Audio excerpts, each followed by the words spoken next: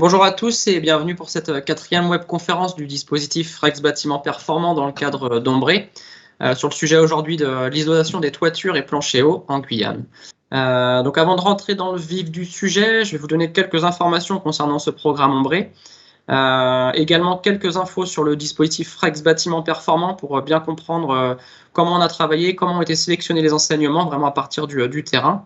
Et puis Cécilia vous présentera le centre de ressources Aqua. Et puis ensuite, on enchaînera sur la présentation des enseignements avec une petite introduction en deux temps.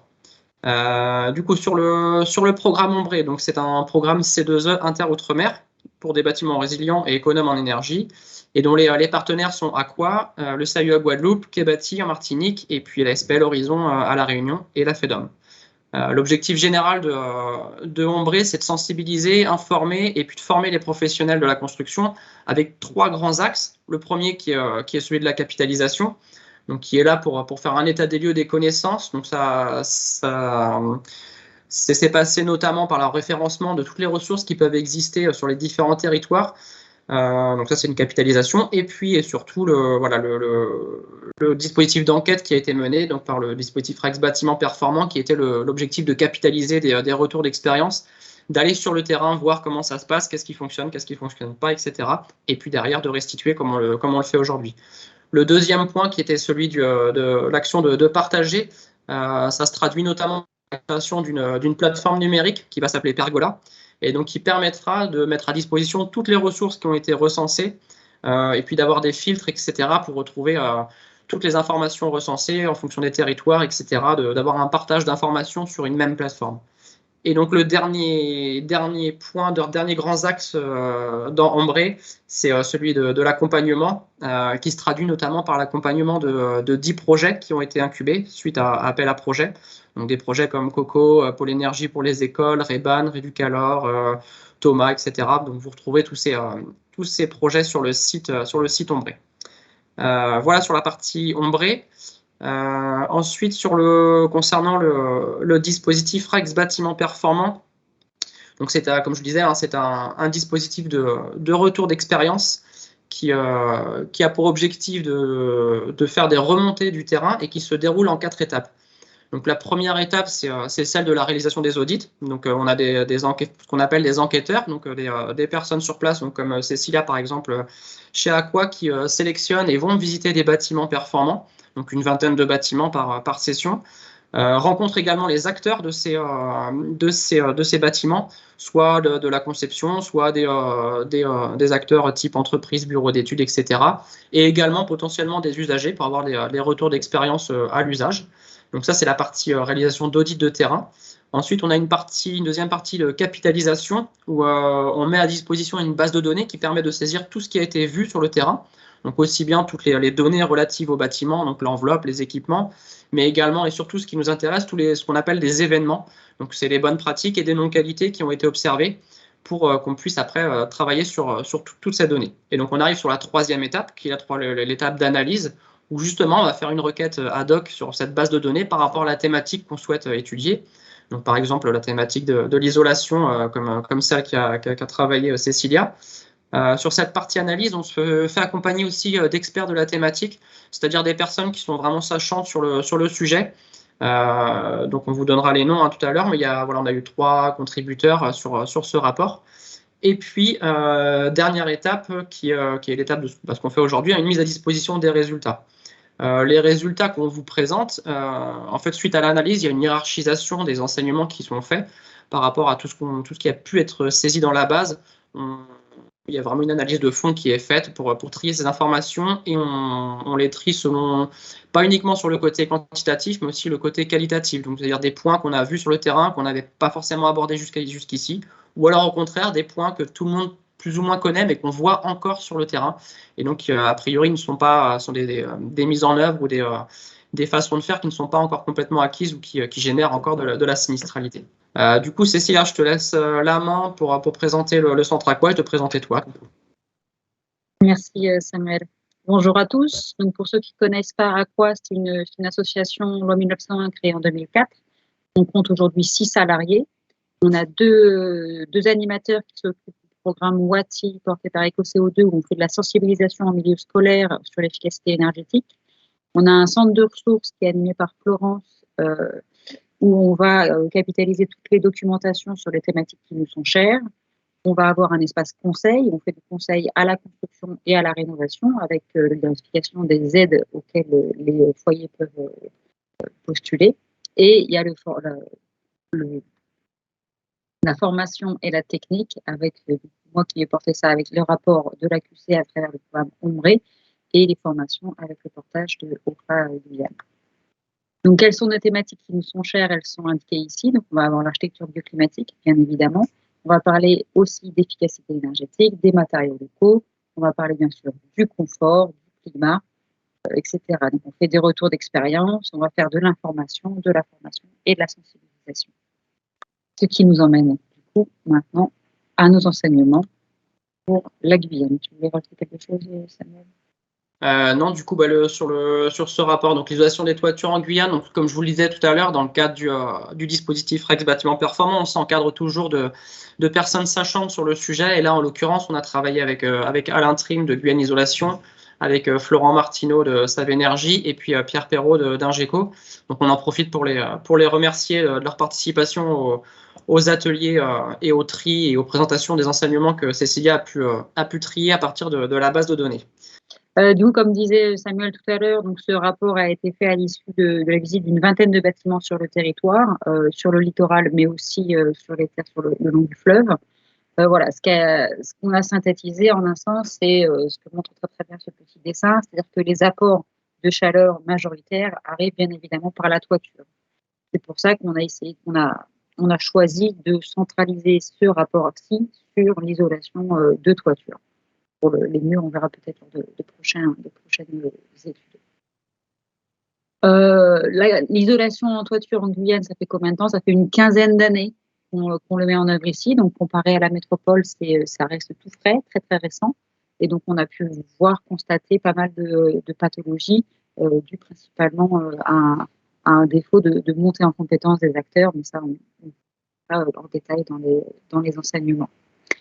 Qu'est-ce qu'on retrouve en Guyane? On va retrouver 3 formats sur le marché de l'isolation. On va avoir de la laine minérale en rouleau, on va avoir des panneaux et du vrac sous forme de wad de cellulose et de laine de verre. À travers les 20 bâtiments qu'on a audités, on a vu différentes configurations. Donc, on a d'abord des faux plafonds en majorité. On a aussi vu du rampant, de la dalle haute et de la toiture terrasse. Ce qui a été relevé également, c'est l'adaptation au climat tropical humide qui est indispensable de par la position du frein vapeur, qui sera mentionné en enseignement, et le temps d'exposition dû aux fortes chaleurs. C'est pas comme en métropole, on peut attendre du 70 degrés sous toiture, ce qui rend la tâche très très ardue pour les ouvriers. Donc, comme je vous disais, la montée en compétence des acteurs et l'amélioration de la coordination entre acteurs est indispensable. Du coup, moi, juste avant que Cécilia vous présente les différents enseignements qui ont été retenus, un petit point juste pour éclaircir et puis comprendre un petit peu pourquoi il y a certaines notions qui ont été écartées dans ce rapport. Cécilia en a parlé tout à l'heure, notamment ça concerne l'adaptation au climat tropical humide. Donc il faut savoir que ce travail d'enquête mené sur le terrain a montré que l'interaction isolant-humidité n'était pas souvent abordée sur les chantiers et qu'il était difficile pour nous, sans mesure, d'analyser certains constats en lien avec ce sujet, comme des dégradations d'isolants, des parements ou de structures, ou encore le positionnement de pare-vapeur de certains isolants quand il y en avait, ou encore la question du papier craft qui, pour rappel, n'est pas un pare-vapeur. Bon, tout ça pour dire que toutes les questions qui sont relatives à la migration de vapeur d'eau, des risques de condensation dans l'isolant ou plus largement dans les parois, elles ont été mises de côté et traitées à part. Donc on reviendra vers vous d'ici quelques semaines sur ce sujet spécifiquement où on l'a travaillé d'une manière différente, car ça demande une analyse un petit peu plus poussée. Un échange sera fait spécifiquement sur ce sujet, il n'y a pas de souci. Juste un petit rappel sur ce sujet avec les 2 grands principes qu'il faut avoir en tête. Le premier, c'est le phénomène du rayonnement nocturne, donc en fait qui est le sous-refroidissement de la voûte céleste, qui est un phénomène radioactif infrarouge et qui se produit notamment la nuit par temps clair. L'effet en fait de ce phénomène, c'est que la paroi va perdre de la chaleur et on aura un différentiel de température de la surface des matériaux, donc de la toiture, par rapport à l'air extérieur. Et donc, ça aura potentiellement comme conséquence, en fonction des différentiels, encore une fois, de la condensation en sous-face des couvertures, donc c'est-à-dire de l'eau liquide qui potentiellement peut tomber sur les isolants qui sont en dessous. Donc une dégradation de la conductivité thermique de l'isolant, création de ponts thermiques, dégradation des matériaux, etc. Donc ça, c'est le premier phénomène lié, on va dire, à la présence d'eau dans les isolants. Et puis le deuxième sur la diapo d'après, qui est celui plus de la migration de la vapeur d'eau, où il faut avoir en tête ce grand phénomène qui est le fait que l'air chaud peut contenir plus d'humidité, plus de vapeur d'eau que l'air froid. Et du coup, dès qu'on sera dans des configurations qui font rencontrer deux états très différents en termes de température et d'hygrométrie, notamment en présence je pense à la climatisation, des espaces climatisés sans isolant, on aura potentiellement au-dessus du faux plafond, si ce n'est pas isolé, une température beaucoup plus importante et plus humide. Et donc, on aura des problématiques de condensation. Et si on a un isolant, peu importe l'épaisseur, on pourra toujours se poser la question de cette migration de la vapeur d'eau. À quel moment on peut avoir un point de rosée, de la condensation? Donc, tout ça pour dire que voilà, ce sont des points de vigilance sur ces deux grands phénomènes dont on ne reparlera pas là pendant la présentation, mais qu'il faut avoir en tête. Et puis, comme je vous l'ai dit tout à l'heure, on reviendra un peu plus précisément sur ces sujets-là ultérieurement. Donc, il faut garder en tête la question de cette gestion de l'eau dans l'isolant. Du coup, on peut démarrer la présentation sur le premier enseignement qui avait été retenu, qui est celui de protéger l'isolant contre les dégradations dues aux nuisibles. Oui, donc c'est vraiment le premier renseignement qui nous est venu, c'était le plus clair, le plus limpide et le plus récurrent. Donc on le voit, les nuisibles qu'on va rencontrer en Guyane, du coup, seront principalement des chauves-souris, des rongeurs tels que les pions, les rats, etc. Et leur présence dans les combles va créer des pathologies. La présence peut être due à plusieurs facteurs, mais principalement, ça va être la dégradation des grilles de protection anti-nuisibles. On voit sur la photo, là, ça peut être complètement rouillé ou déplacé par les rongeurs eux-mêmes. Les impacts du coup de cette présence, ils sont nommés ici. Donc on va d'abord avoir la dégradation, puis une discontinuité, voire une inhomogénéité de l'épaisseur de l'isolant qui entraîne une diminution du coup, voire une absence d'efficacité de l'isolation. Sans parler bien évidemment du risque sanitaire par la souillure des matériaux recevant les déjections et la dégradation de la qualité de l'air. Quelles solutions correctives sont possibles? Donc, il faut nettoyer les parties souillées avant de remettre en place l'isolant, faire intervenir un spécialiste du contrôle des nuisibles pour être sûr de faire partir les fameux animaux avant de mettre en place une solution de prévention durable. Si on remet des grilles alors que les animaux sont encore dans les combles, ce ne sera pas efficace. Bien évidemment, réparer des grilles de protection pour empêcher l'entrée des nuisibles et remettre l'isolant en place de manière homogène ou le remplacer s'il est dégradé. Dans les bonnes pratiques, donc directement en construction, on va mettre en place des grilles de protection efficaces contre l'entrée des nuisibles tout en maintenant une ventilation dans le comble. On va voir dans un enseignement plus tard que la ventilation du comble est indispensable pour que l'efficacité de l'isolation soit pleine. Et enfin, effectuer un autocontrôle du dispositif mis en place et de sa continuité, surtout en fin de chantier. Ok, pour le premier enseignement. Du coup, sur les enseignements qui vont suivre, on va surtout parler de la configuration. On a une isolation des faux plafonds, avec le premier qui est le fait de dimensionner la structure du faux plafond pour supporter l'isolant, avec quelques constats vus sur le terrain. Donc voilà, ça c'est ce qu'on a vu lors d'audit et également ce que nous ont rapporté les contributeurs, c'est que l'isolation rapportée sur un faux plafond dont le dimensionnement de la structure est insuffisante peut créer de graves problèmes. Sous le poids de l'isolation, le faux plafond peut s'effondrer. Là, on voit des gondolements sur la photo qui montrent que j'aimerais pas vraiment être en dessous. On a également constaté des chutes du faux plafond avec l'isolation qui peuvent du coup être un danger pour les occupants. Donc les impacts de mauvais dimensionnement de la structure du faux plafond sont une déformation et un effondrement du faux plafond et donc un risque pour les usagers. Quelles sont les bonnes pratiques? Pour ça, il faut réaliser une visite préalable dans le cadre de faux plafond existant, dimensionner la structure du faux plafond en respectant les règles de l'art adaptées au type d'ouvrage et des matériaux mis en œuvre, que ce soit métallique, en bois ou en plaque, ou en parement bois, PVC, etc.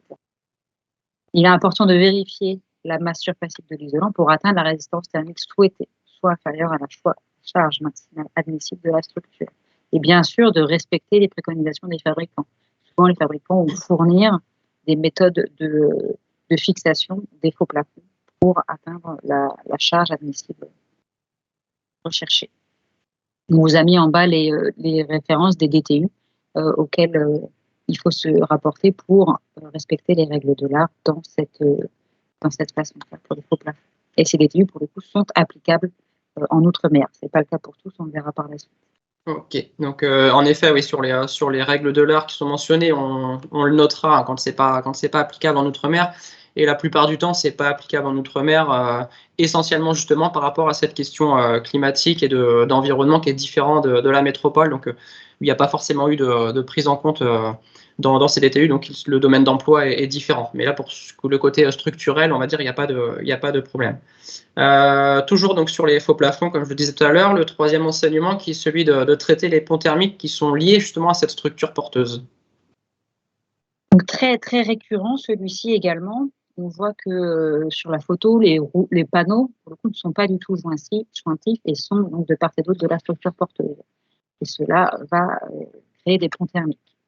On le voit également sur cette photo thermique où on a une magnifique poutre de béton qui nous montre un écart de température qui peut aller jusqu'à 6 degrés, et d'autant plus quand on est en usage climatisé. Une autre photo où on voit encore une fois la structure porteuse ressortir entre les rouleaux de laine minérale sur ces plafonds. Donc les impacts de cette pathologie vont être des apports de chaleur indésirables entraînant un risque de surchauffe. Il y a un risque de condensation au niveau de ces ponts thermiques, surtout lorsque les pièces sont climatisées. Quelles sont les solutions correctives à mettre en œuvre? Pour ça, il faut tout d'abord combler les zones non isolées, notamment à proximité des poutres et des éléments de structure, et ajouter de l'isolant au-dessus des éléments de structure. Les bonnes pratiques, donc le plus simple, c'est que dès la conception, on identifie les éléments structuraux traversants pour concevoir une mise en œuvre de l'isolation permettant de traiter ces ponts thermiques. On peut également fournir des carnets de détails spécifiques au traitement des ponts thermiques intégrés, choisir un mode constructif et des conditionnements de matériaux adaptés aux contraintes d'accessibilité, ce qui va être très favorisé ici, et poser l'isolant en 2 couches croisées lorsque le contexte le permet, de manière à minimiser les éventuels défauts de jonction. Voilà, un petit exemple de bonne pratique. Là, on voit bien que les rouleaux se chevauchent pour éviter ces ponts thermiques dus à la structure portante. L'enseignement suivant, donc, qui est celui d'assurer une bonne étanchéité à l'air des faux plafonds. Relativement récurrent aussi, celui-ci, donc le constat de non-qualité qui a été fait, c'est que les panneaux où le parement et le lambris du faux plafond ne sont pas jointifs entre eux, ni à la jonction des parois verticales. Et ça, c'est surtout dû à une méconnaissance des principes d'étanchéité, à l'isolation des faux plafonds existants sans reprise de l'étanchéité et des modes constructifs ne permettant pas une étanchéité à l'air, du type lambris. Les impacts de cette pathologie, donc ça va être une dégradation de la qualité de l'air intérieur, entraînant un risque sanitaire. Ça peut être de par la poussière, des fibres d'isolant. Tristement, en Guyane, on a encore pas mal d'amiante. Et on revient un petit peu à ce qu'on disait avec le premier enseignement, avec la présence des nuisibles, où ça peut créer des pathologies également. Donc ça va créer des ponts thermiques, avec l'air chaud, bien évidemment, entraînant une surchauffe et une surconsommation de la climatisation. Sans mentionner, bien sûr, le risque de condensation au droit des passages d'air dans les pièces climatisées. Quelles sont les solutions correctives préconisées? Donc, pour ça, il faut assurer une reprise des défauts d'étanchéité avec des matériaux adaptés à la nature du parement en place lorsque c'est possible, soit du mastic ou des enduits. Et les bonnes pratiques en construction, donc il est très important de prévoir l'étanchéité du faux plafond dès la conception, notamment pour les espaces climatisés. Le choix du mode constructif et des matériaux mis en œuvre est primordial. Et pour ça, il suffit d'appliquer un cordon d'étanchéité sur les pourtours du faux plafond. C'est un retour qu'on avait eu aussi de nos contributeurs, que la plupart du temps, ce cordon d'étanchéité n'est pas posé par des soucis d'économie de temps de travail. Donc voilà, donc c'est vrai qu'on ne l'a pas bien spécifié forcément sur toutes les diapos, mais on parle bien d'étanchéité à l'air, uniquement étanchéité à l'air sur ce sujet-là. On va revenir sur le sujet des ponts thermiques qui était valable sur les faux plafonds, mais qui est valable aussi de manière récurrente pas forcément sur les ponts thermiques liés à la structure, mais plutôt les ponts thermiques par défaut de continuité entre les panneaux d'isolant et un rouleau. Également extrêmement récurrent, celui-ci, on voit sur la photo que les rouleaux de laine minérale ne sont pas jointifs entre eux. Il y a la structure, mais il y a de toute façon un espace entre chaque. Et on voit un écart de température de 4 degrés, 3 degrés. Sur cette autre image, on voit aussi que sur le faux plafond, il y a des absences de jointoiement entre les rouleaux. C'est posé même de façon assez anarchique. Même exemple avec des panneaux de polystyrène où on voit que les découpes ne sont pas soignées et le calpinage n'est pas optimal pour assurer une couverture homogène de l'isolation. Donc les impacts de cette pathologie, ce sera la création de ponts thermiques entraînant une surchauffe et un inconfort. Bien évidemment une surconsommation des climatiseurs et encore une fois un risque de condensation pour les espaces climatisés, favorisant le développement de moisissures et du pourrissement au niveau de ces ponts thermiques. Donc, quelles sont les solutions correctives préconisées? On peut repositionner les panneaux ou les rouleaux d'isolation et combler les zones sans isolant et les zones difficiles d'accès. Et il faut également reprendre les découpes des isolants.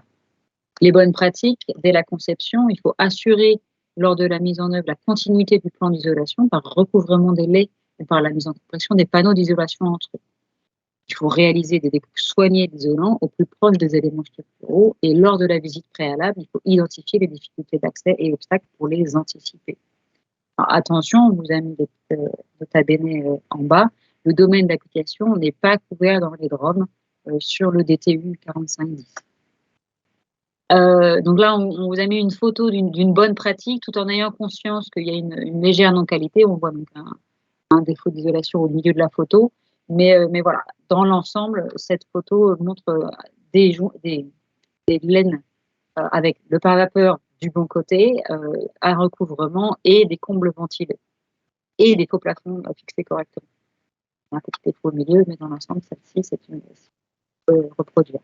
Donc oui, juste pour terminer sur le DTU, ce qu'on disait tout à l'heure, c'est vrai que dans ce DTU, notamment là, le 4510 qui est relatif aux laines sur faux plafond, etc., c'est la partie vraiment gestion de la migration de la vapeur d'eau qui fait que ces DTU ne sont pas applicables, leur domaine d'emploi n'est pas applicable en Outre-mer. Après, il y a des paragraphes dans le DTU, notamment concernant la mise en place des laines, donc notamment les rouleaux bien jointifs, etc., pour assurer la continuité. Il y a des éléments qui sont des bonnes pratiques qu'on reprend dans le rapport du coup. Mais on le spécifie bien que voilà, il y a un gros point de vigilance, c'est qu'il y a une grande partie qui n'est pas applicable. Du coup, donc ça c'était sur la partie pont thermique, deuxième typologie de pont thermique, on va dire. Une autre typologie, alors là on change de type d'isolant, on n'est plus sur de la laine en rouleau ou en panneau, on est sur du vrac et sur le sujet d'uniformiser l'épaisseur d'isolant soufflé. C'est ce qui est remonté des audits de terrain également, et ça arrive assez régulièrement que l'isolant soufflé ne soit pas réparti de façon homogène. Et on voit sur la photo un autre petit défaut où le boîtier électrique n'est pas identifié. Les impacts de cette inhomogénéité d'épaisseur, il va y avoir du coup de la création de ponts thermiques et des apports de chaleur indésirables. Donc on va retrouver encore le risque de condensation au-dessus des espaces climatisés. Quelles solutions correctives sont préconisées? Il faut d'abord répartir manuellement l'isolant en vrac sur toute la surface isolée et compléter si besoin. Pour l'autre défaut qu'on a vu sur la photo, il faut protéger les équipements électriques, les boîtiers de dérivés, etc., qui se retrouvent dans l'isolant. Et bien sûr, fixer et agrafer une signalétique sur un élément de charpente au droit des boîtiers électriques qui se retrouvent dans l'isolant. Donc les bonnes pratiques, pour revenir sur l'isolant soufflé, il faut commencer par une visite préalable à toute intervention et identifier les zones difficiles d'accès. Débuter le soufflage par les zones les plus éloignées de l'accès au comble et peu accessibles et conserver une ventilation naturelle efficace du comble tout en assurant que le flux d'air ne se déplace pas l'isolant en vrac. Encore une fois, le DTU 4511, cette fois, n'est pas applicable dans les DROM, au départ les climatiques. Voici une photo d'une bonne pratique où on voit l'isolant relativement homogène avec les piges de profondeur graduées qui nous permettent d'assurer que l'épaisseur est homogène sur toute la surface à isoler. Une autre photo où on voit convenablement réparti sur toute la surface du faux plafond. Donc, ouais, sur cet enseignement qui concerne l'isolation en vrac, c'est vrai que là, dans le rapport, on a choisi un seul enseignement sur ce sujet, mais on a pu voir sur le terrain tout un tas de non-qualités relatifs à ce sujet d'isolant en vrac. Je peux vous conseiller, je vais vous le mettre aussi dans la conversation, un rapport du dispositif REX-BP en métropole, isolation des combles perdus avec un isolant soufflé, 12 enseignements à connaître. Je vous le mettrai dans la conversation, tout simplement parce qu'il y a une grande partie des enseignements qui sont liés à vraiment de la mise en œuvre, donc sans parler de la question de la gestion de la migration de vapeur d'eau, mais vraiment des questions de mise en œuvre, notamment sur le fait d'isoler les trappes d'accès, sur le fait de prévoir des arrêtoires pour ne pas que l'isolant en vrac se déverse sur des parties qui ne sont pas isolées, voire qui obstruent les entrées d'air de la ventilation naturelle des combles, etc., qui sont tout à fait applicables outre-mer, et puis qui sont une réponse aussi à des non-qualités qu'on a vues sur le terrain, qu'on n'a peut-être pas forcément référencées dans ce rapport 12 enseignements. Il y aura d'autres livrables qui permettront d'aborder ce sujet-là.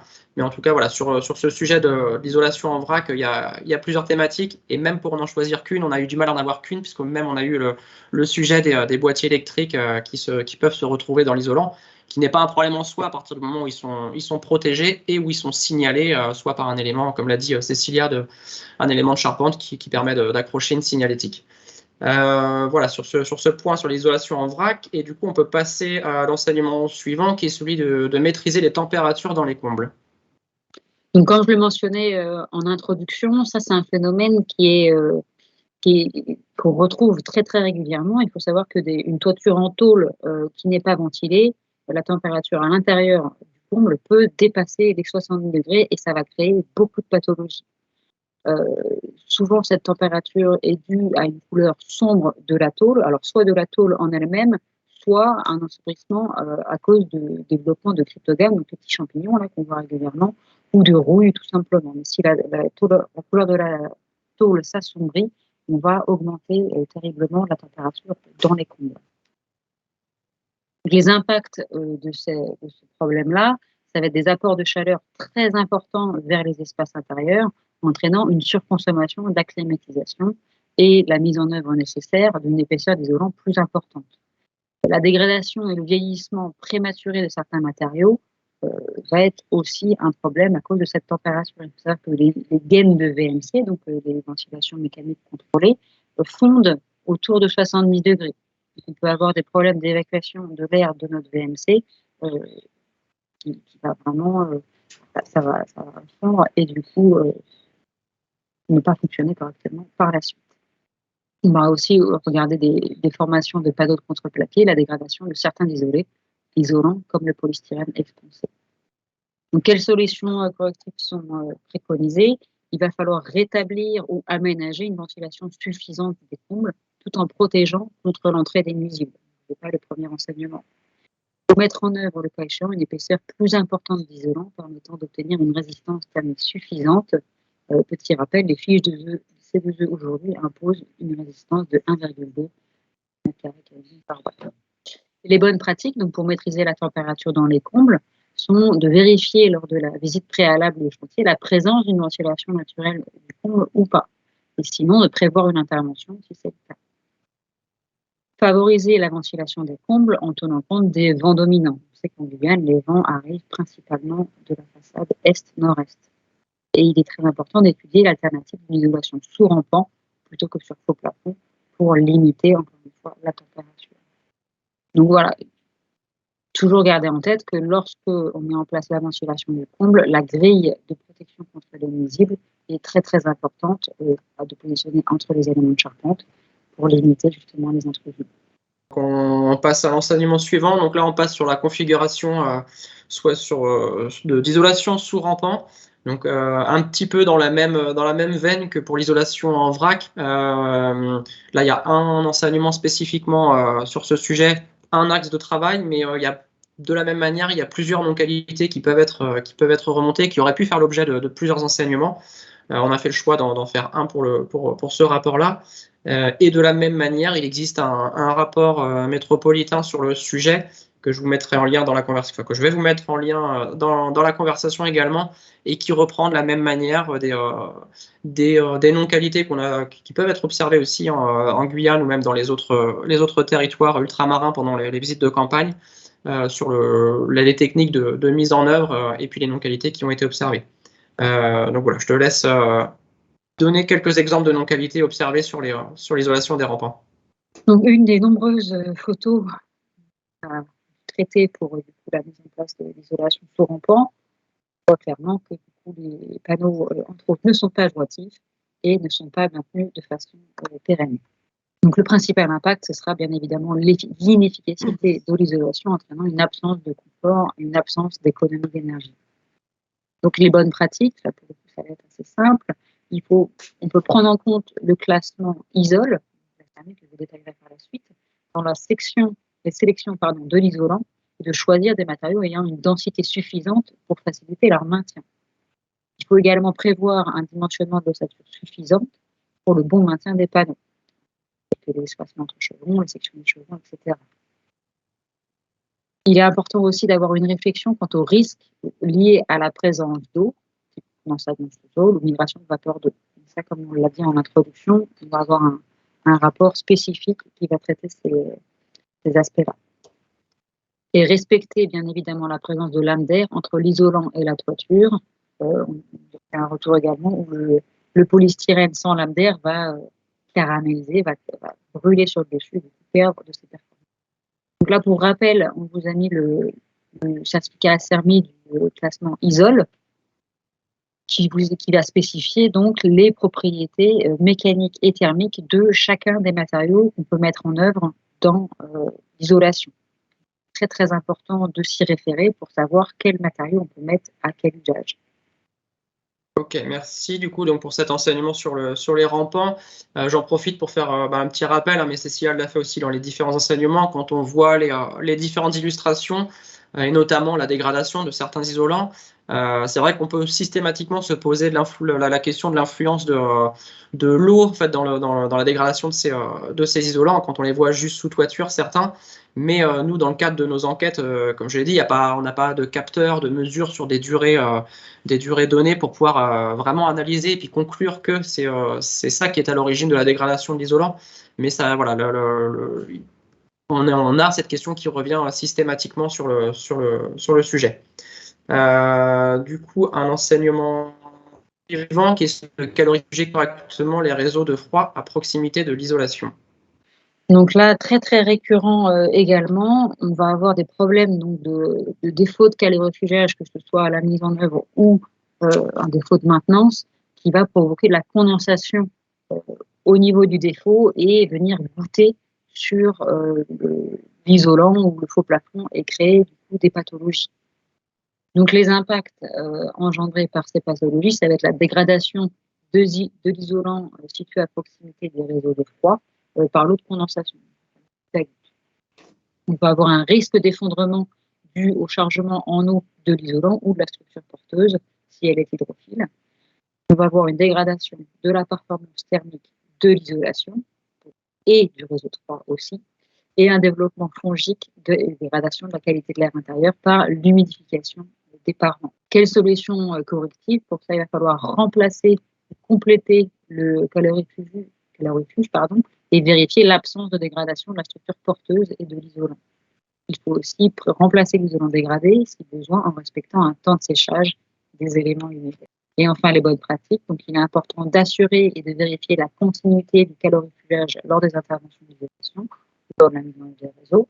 Utiliser des matelas isolants amovibles pour les points singuliers, type vannes ou manomètres. Et on va préférer des produits à haute densité ou coque PVC pour le calorifugage. Il y a certains produits qui, on le sait, tiennent pas du tout le climat du Vienne. Donc voilà, sur ce 9e enseignement qu'on vous a présenté, donc les rapports, ce rapport 12 enseignements, donc il y aura 12 enseignements dans le rapport. Là, l'idée aujourd'hui, c'était de vous donner un petit aperçu de ce qui a été rencontré sur le terrain par les visites de Cécilia, mais également ce qui avait déjà aussi en base et ce qui a été renseigné par les autres enquêteurs sur les différents territoires. Donc, on a essayé d'avoir une analyse ouverte sur toutes ces non-qualités et de les prioriser. Il y a 3 enseignements là dont on n'a pas parlé, mais il y aura un détail qui sera donné aussi dans le rapport. Le premier, c'est celui sur le fait de préserver l'étanchéité des toitures terrasses. Notamment les toitures terrasses qui sont isolées, puisque c'est notre sujet, où on a pu constater de manière assez récurrente la pose d'équipements, de ventilation, de climatisation, etc. en toiture terrasse, sans forcément une grande vigilance sur l'étanchéité à l'eau, cette fois-ci, des toitures terrasses. Et donc forcément, on imagine bien en non-qualité, en impact, je veux dire, l'engorgement des isolants avec de l'eau, l'efficacité et la conductivité thermique qui est complètement inefficace. Un autre enseignement qui est celui de gérer, d'avoir une gestion en fait quand on a un bâtiment qui est isolé, climatisé, avec la ventilation naturelle qui potentiellement pourrait amener des calories. Et enfin, un dernier enseignement qui abordera le sujet des produits minces réfléchissants, notamment sur leur mise en œuvre, avec la question également qui rejoint un petit peu les températures, les hautes températures dans les combles, où ça a un effet qui a été constaté sur ces produits réfléchissants. Donc, je vous invite vraiment à voir sur vos différents territoires les ateliers thématiques qui vont être organisés pour pouvoir aborder ce sujet, avoir vraiment des discussions, des retours d'expérience en plus, peut-être par rapport à ce que nous, on a vu sur le terrain. Ça sera vraiment l'occasion d'échanger et puis d'identifier peut-être des sujets où il faut creuser encore plus pour apporter des solutions correctives et puis des bonnes pratiques. Voilà, sur cette présentation qui est une image de ce qui a été fait, il faut savoir que dans le cadre du programme Ombré, ça c'est un premier livrable, les rapports d'enseignement. Il va exister d'autres types de livrables pour différents types de professionnels, pour les formateurs, etc., pour avoir une multitude d'outils pour sensibiliser tous les acteurs de la filière à ces sujets-là, et notamment un dont on va vous montrer un petit extrait. En fait, certains enseignements, on va les décliner en format tuto, c'est-à-dire format du coup très visuel, facilement diffusable sur les réseaux sociaux ou même facilement utilisable dans les sessions de formation pour varier un petit peu les formats.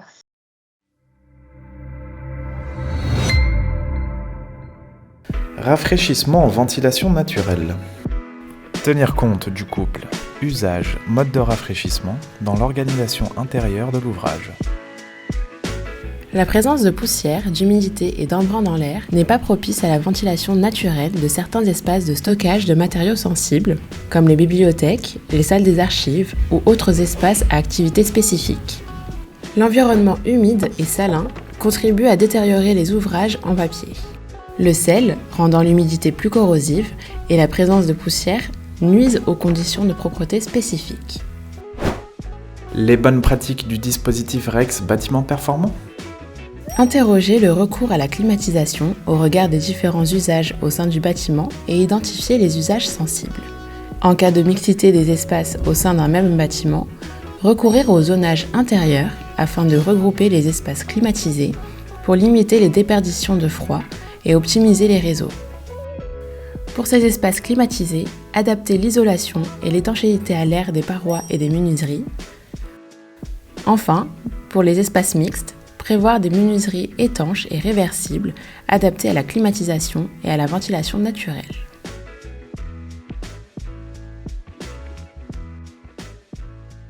Les autres types de livrables qui vont exister, on retrouvera aussi des photos commentées qui permettront justement d'aborder des sujets qu'on n'a pas abordés dans les 2 enseignements. Donc, je pense notamment à l'isolation en vrac. Voilà, on pourra aborder plus de sujets juste ponctuellement avec des photos commentées qui illustrent des situations qui ont été rencontrées sur le terrain pendant ces campagnes de visite. Donc, photos commentées, également des études de cas et des QCM qui là sont vraiment des outils pour la formation, pour diffuser et sensibiliser auprès des différents acteurs. Voilà le type de livrables qui vont exister dans cette action d'Ombré. Voilà, je vous remercie en tout cas de votre participation. Juste rappeler, comme je vous l'ai dit au début de la présentation, qu'il reste encore 3 webconférences, 3 sujets différents. Le 16 juin, on parlera des protections solaires des façades avec Kebati en Martinique. Ensuite, on retournera à La Réunion avec la thématique de l'eau chaude solaire. Et puis, on terminera avec les protections solaires en toiture avec le CIE de la Guadeloupe. Donc, vous avez les liens de connexion sur le site Ombré pour vous inscrire et participer à ces différentes webconférences. Voilà, je remercie encore les contributeurs là, pour ce travail en Guyane. Merci à toi, Cécilia, pour la présentation. Et puis, je vous souhaite une bonne fin de journée.